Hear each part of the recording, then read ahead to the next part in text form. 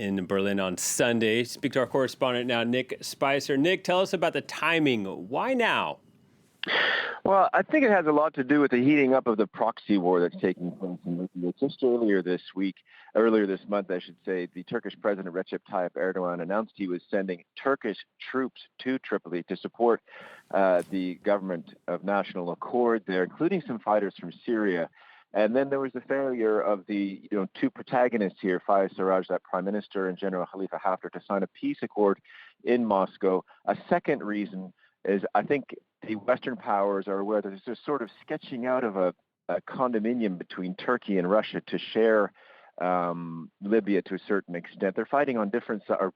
Russia says it's not fighting, but there are Russian mercenaries that by all accounts are controlled by the Kremlin president fighting with Khalifa Haftar. Anyway, the two countries aren't in agreement on the future of it, but they agreed that they want to have a place at the table when peace talks do occur, and that's because of the oil reserves in that country and because they basically want to extend their sphere of influence into the Mediterranean. And then I would say there's the background problems that have been there for years, and that includes the migrants, 700,000 migrants who are housed in deplorable conditions in Libya, waiting to make that perilous crossing across the Mediterranean. And of course, oil. Vast reserves of oil in France and Italy in particular are interested in helping exploit those resources. Yeah, Nick, you're painting a very complex picture of what's on the ground in Libya. For that reason, it is an international conference. Tell us about who will be present. Well, we're getting announcements of leaders coming in every day. So we know that obviously Angela Merkel will be here. Russian President Vladimir Putin confirmed his coming just yesterday. We know that Recep Tayyip Erdogan of Turkey will be coming as well. And French President Emmanuel Macron. And this is important. These are really the big players. And Angela Merkel has a lot of experience in talking to all of them.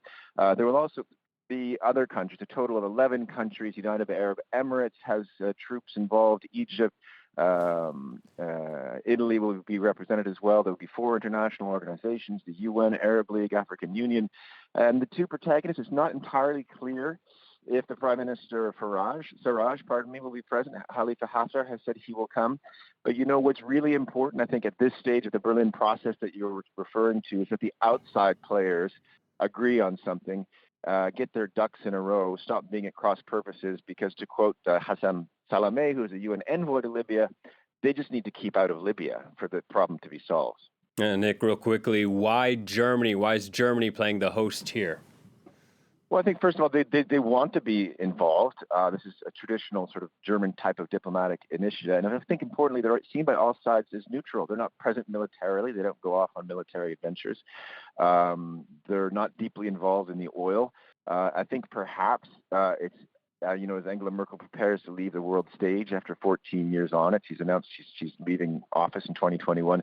This would be a diplomatic one, and she might be able to show, that she's helped solve a peace crisis. She's a woman who said recently, I don't think about my place in history, but this would be a nice way perhaps to end her tenure. But above all, I think she just feels like she can do something, and she is a trusted interlocutor with Macron. She's talked lots to him. She's talked a lot to Erdogan. She's talked lots to Putin over the years about various crises, and I think she might be the person who can really get the people around the table to agree on something.